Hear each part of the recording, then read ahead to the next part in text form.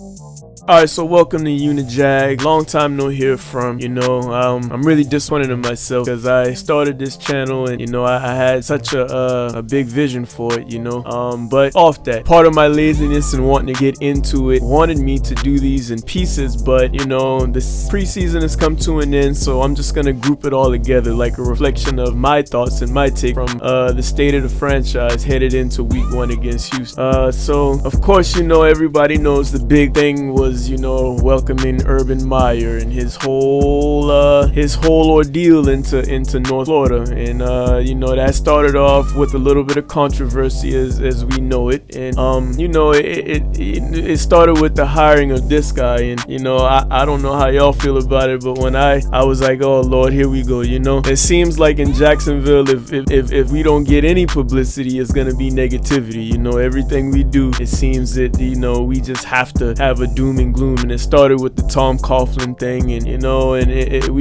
we weren't developing a very good reputation. So this right here, kind of like, it was a little arrogant to me. It was a little, it came off as arrogant, or benefit of the doubt, Urban could have really liked the guy and just didn't think it all the way through, I guess. And then the obvious happened. We got the new GM, Trent Baalke, and eventually we ended up grabbing Trevor Lawrence like everybody knew that we would do, and one surprise happened and we grabbed Etienne in the first round too. I really don't understand why, other than trying to get the market. The Clemson fans, living in South Carolina, Clemson isn't that far from Jacksonville. Other than Carolina, that is the closest neighboring team. Maybe Atlanta's a little closer, but to me it was a marketing ploy to try to get some of those fans. The whole thing to me was just a whole, I don't want to sound crazy, but us being in the number 2 pick all year long, and then all of a sudden the Jets just winning for no reason. To me, it all seemed orchestrated because it would just make more sense to transition that Clemson fan base into Jacksonville. So yeah, this to me was nothing more to just double down on that, because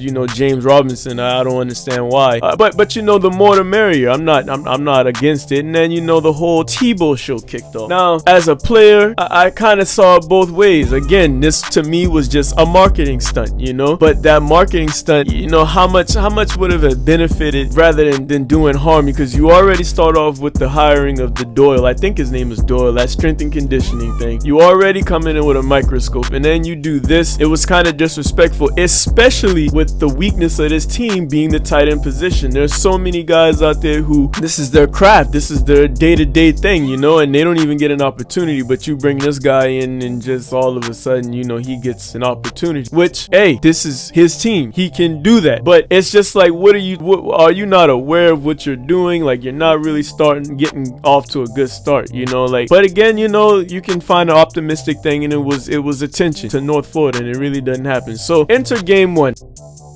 This is what it really was about, not giving you guys the obvious. You already know what happened. I just wanted to get my little take. But game 1, to me, this was the Tebow game. But the one thing that stood out to me was, of course, the one pass to Marvin Jones from Trevor Lawrence. And, it was just the inability for us to, outside of that pass, it seemed like the offensive line was a bit of a put on the forefront. Like, is this going to be something where we need to consider starting another quarterback? And at the time it was Minshew. Beathard started his reign of terror then too. But other than that, the storyline was, to me, what I took from it was the high percentages of backup quarterbacks. I think it was Case Keenum, his high percentage of completion rate. And a lot of people said it was because of this and that, the vanilla schemes, and oh look, he's getting the ball out in less than whatever time it was, and that sufficed for that. So benefit of the doubt is given. I saw Shaquille Griffin make a few good plays and give up a few good plays, but it was just good to see the guys get out there, that teal and black and Trevor, do his thing,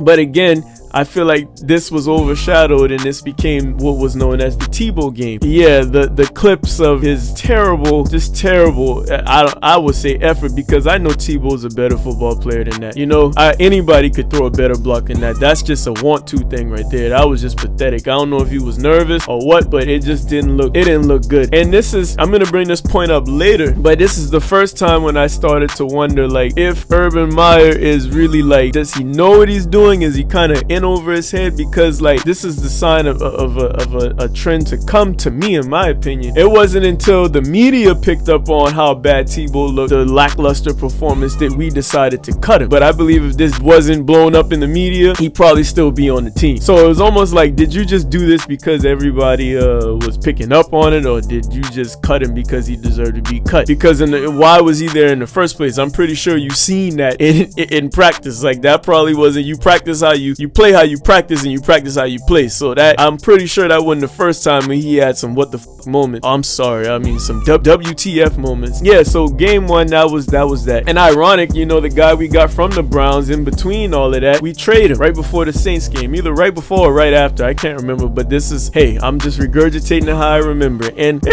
I'm pretty sure from a numbers and scheme wise, it was, logical. But when you're building some, keep your players. Joe Schobert balled out last year, like him and Miles Jack, and then we got the guy from Kansas City, I think Damian Wilson, and then the young bulls, Shaq Quarterman and stuff. To me, Miles is the guy, but Joe was like that cold steel, like that presence, that just show up and do your thing, like that, almost like, I dare I say, like a Paul Puzzlesny type. So it couldn't have hurt to keep him, could it have? And then you just get a 6th round pick for him. You could have did better than that. That's my take on it. But anyway, week 2, I boxed and all of that, so I took some extra time with coach, and that conversation went over. But I knew I was just gonna be on time to see the kickoff, and before, I was like 10 minutes late, and we were already down. But from what I could see, this was the Jameis Winston show all day long. What's that other guy named Lil Jordan something? They had to do with a pretty interesting name. But this was the Jameis Winston show. Like, no ifs, ands, or buts about it. One couple things I liked that I saw was Trevor fought. He fought. It wasn't pretty, but seeing him run and scramble for that first down, selling out for it, although we as fans don't want to see that too often, but it showed a little bit of grit. When all else wasn't going right, he was able to, make something happen. And I think that drive ended with Lambeau missing a field goal, and I didn't really take too much stock in that. It looked bad for us to be doing all of this on Monday Night Football, but at the same time, that's Lambeau. I think he'll be all right. But another thing, and I always think about this when we go against what I call the grandfather teams, the teams like the Cowboys, the Saints, the Steelers, the prestigious franchises that have their shit together, their blueprint down. How will we perform, really? And one thing that really worried about me about this game, and I'm sure everybody else, was the DB's performances. Can't remember where I heard it, but at one point or another, even if we're playing our second and third strings, it's littered with guys who were taken in like the 1st or 2nd round, from Sidney Jones to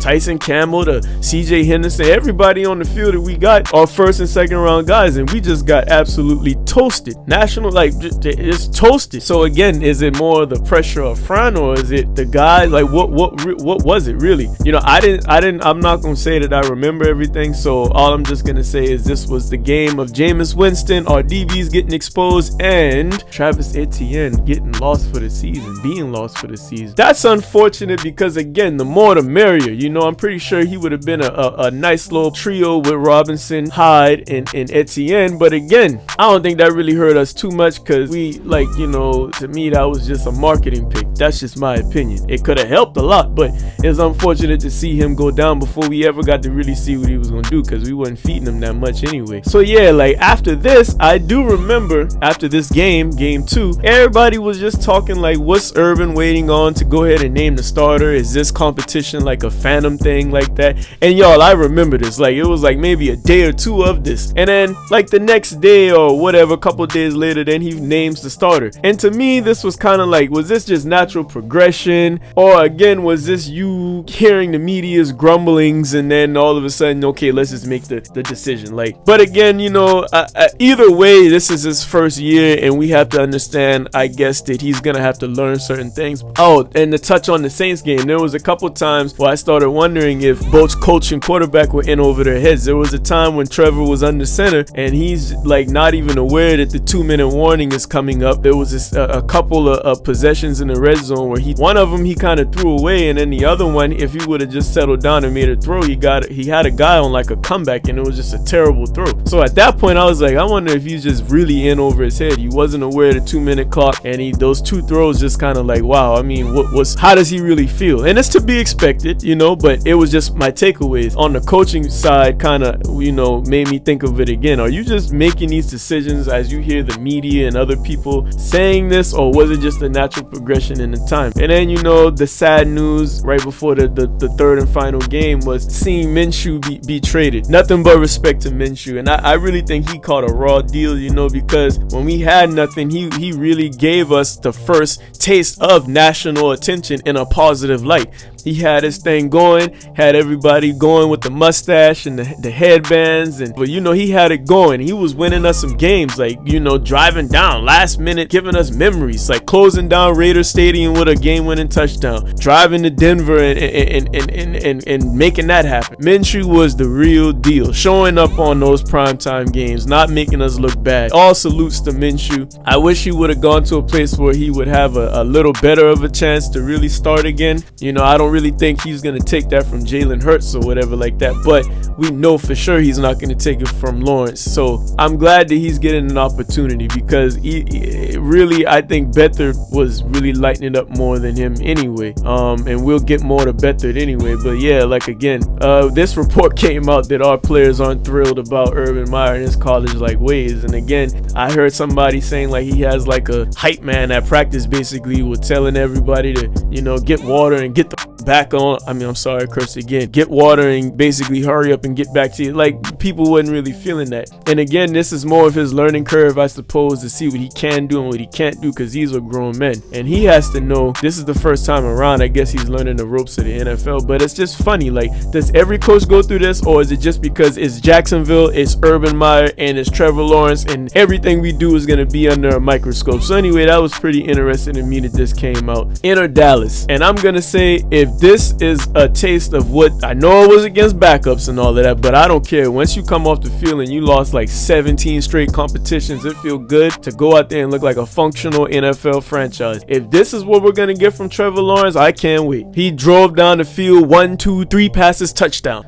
I'm used to seeing other teams do shit like that, and us just looking like we got to drive 18 yards in a cloud of dust and score that way. 1, 2, 3, 4, touchdown. That's what it was all day in Dallas. Trevor Lawrence looked great. The team looked great. You know, and I know again it wasn't against the starters, and I was interested to see again going against a grandfather team, like how we would really match up. I wish we could see, you know, a few series of CeeDee Lamb and all them against all ones and stuff, but nonetheless, our players went out there and did what they were supposed to do. If you're going against backups and stuff like that, you're supposed to look good. So that was a game of confidence. It was good to see that take place. It was good to see guys like Tavon Austin get off, Farrell Cooper get off, even though he didn't make the roster. And this came out the week before that. Laquan Treadwell had, you know, something with a mental coach, and it was just good to see him go out there and catch a touchdown. These are things that I took away. This guy right here, 88, we had, I was watching from a Dallas network, we had Michael Irvin, you know, hosting the game, but this 88 right here really made an impression on me. Mr. Cotton Jr., multiple plays. I think he had one on the left side of the field headed down, and they ended up calling it back. Then he had another one. He was like, hey, if that wasn't good enough for you, let me show you what I can do again. And then he did that. Like, man, I don't know where the dude came from, but he need to be on the roster to me. I mean, we kept him on the practice squad or whatever like that, because I think we got a dude from the Chargers or whatever, Mr. Johnson. Yeah, we lining up to have the world's greatest practice squad to me, if you ask me. But this guy right here, that was a takeaway from me, Mr. Cotton Jr. So yeah, after Dallas, we ended up trading Sidney Jones, and I remember in the Dallas game, he had a really nice come up and tackle. He came up and tackled the guy really nice in open field. I don't really like this again. It's like I feel like you should get more value for a guy like this. Like we got him for a little bit of nothing, and it's like we give up a potential jewel for a little bit of nothing. I didn't really like this, and I heard that, you know, he doesn't really fit the scheme. He's not long and lanky and all of that, but he has heart, and he makes plays. plays. He doesn't just show up. Every time there's a game and Sidney Jones on there, we hear his name once or twice and he does something. Now, I'm not there in Jacksonville. Like my partner, you'll meet him later. He is, and we'll get more in-depth reports and stuff like that. I guess I heard that he really wasn't having that great of a camp or a showing, but I don't know what this was about. You could at least got something more for him, in my opinion. Same thing with Joe Schobert. You need guys like this who got that, like people say they got that dog in them, and I think he has some dog in him. Hey, I guess it's an exchange. We got Griffin and then we patched up Seattle or whatever and gave them Sidney Jones. So yeah, that was the conclusion of the preseason. I kind of got ahead of myself with that. Looking at this, my preseason MVP was CJ Beathard. That's just me. Every time the guy got in, whether it was second string, third string, whatever string, he made stuff happen, moving the ball, even in Dallas, just out there slanging it, making stuff happen. I like this guy. Me and my co-host, we were even discussing whether we should consider as a team letting him start, being that O-line is a little bit in question, you know. But this guy right here, he moves the ball. I don't know what it is. The other preseason MVP was, even though the DBs were kind of shaky at times, I really liked the way our defense looked up front. It seems like we're going to be pretty stout against the run. And I remember every game, whether we were down or not, it seemed like a guy flashed like a bat out of hell to make a play on the ball. So it's something up front that's going on that I really, really like about this defense. Hopefully it clicks. Hopefully Josh Allen can come in and be an alpha and not, have to feed off another alpha like Ngakoue or Calais Campbell to get his reps. Maybe he can step up into that role. Chason, I don't know. Like, again, maybe Allen steps into an alpha and Chason picks up that slack. But we got a whole host of guys up front that we should be able to get, by committee, be pretty forceful. But it just looks refreshing coming from watching Todd Wash and the non-ability to adjust on the fly. So that's a thing that has me optimistic, the defense. And again, this topic, like, I'm not really sure who Michael Jordan is, but this headline popped up, so I put it in there because it was a point. Again, what's the offensive line really? What is? Are we terrible? Or are we just getting it together? Or are we kind of middle of the road? Trading these guys away? Should we not been trading for offensive line talent? Are we just gonna try to get through this year and try to build a line through the draft, which I'm cool with? But again, should we consider not starting Trevor? We saw what happened to Joe Burrow. It would just be Jacksonville type of fashion for something to go out there and go cataclysmically wrong. But we're not gonna speak that up. Other takeaways, Josh Allen again, what are you gonna do this year? This is a couple days after coming up and hearing about Urban Meyer again seemingly putting his foot in his mouth. This is the third strike again.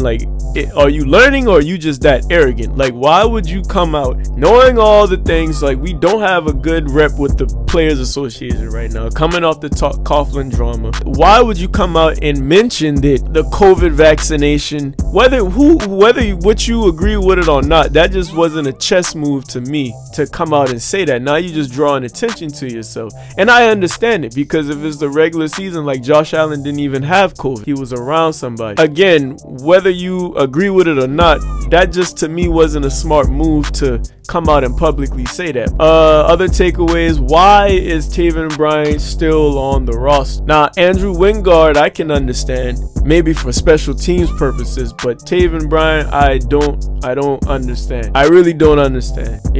Like, the one thing I remember from him is hopping off sides and like twirling around, throwing a tantrum, and just looking like he still doesn't really. I mean, I understand you probably, like kicking yourself, but it just looked kind of, why are you still here? Like, no disrespect, bro, but I don't remember anything that you've done, 3 years? And over everything, hindsight is 2020, but we passed on Lamar Jackson for Taven Bryan. Why are you still here? But yeah, going forward, the schedule, let's see, really quick, just off the top of my head, I think we win in Houston. I think we win in Denver. I'm not so sure about Arizona because of the receivers they have and the playmaking ability they have. That's one thing that'll worry me. I think we beat the Bengals. So what I say, 3-1. Tennessee is always an up and down thing, and anything can happen in the South, but I'll say we down that one, so 3-2. Miami, I think we lose. So let's see, we lost to Arizona, Tennessee, and we lost. So 3 up, 3 down. Seattle, we lose. 3-4. Buffalo, we lose. 3-5. Indianapolis, I think we win. 4-5. San Francisco, I think we win 5-5. Atlanta, we win 6-5. Who that? LA? Ooh. Yeah, let's say 6-6. Tennessee, I think we split one with them, 7-6. Houston, we sweep this year, 8-6. The Jets, we beat 9-6. New England, let's just be conservative, 9-7. The Colts, since we took the first one, I think we always split one. So what is that, 9-8? Yeah, 17 game season. That sounds about right. I'll say high side 9-8, low side 7-10. You know, but I'm going with 9-8 just the top of my head. You know, I expect things out of Mr. Lawrence, big things like everybody does out of Mr. Lawrence. I think once he really, the first 4 games, he'll get up and work out some of those things, those, you know, getting used to the speed of the game and all of that. But we got a treacherous stretch, you know. But the thing is, you never know who, just because they had success last year, and as if any given Sunday, we know that. We know that. Just because the team was good last year doesn't mean they're coming out the same way this year. And again, any given Sunday. So look here, I say 9-8. Y'all let me know what you think about everything. Share your opinions about the state of the franchise, the direction we're headed, your predictions for this year. Is Urban Meyer in over his head, or is this just to be expected, or is he just a bit arrogant and needs to be humbled? Just let me know what y'all think. You know, this is Unijag. Thank you. Looking forward to hearing from y'all, and a great season. It's been a long time coming, real long time coming. All right.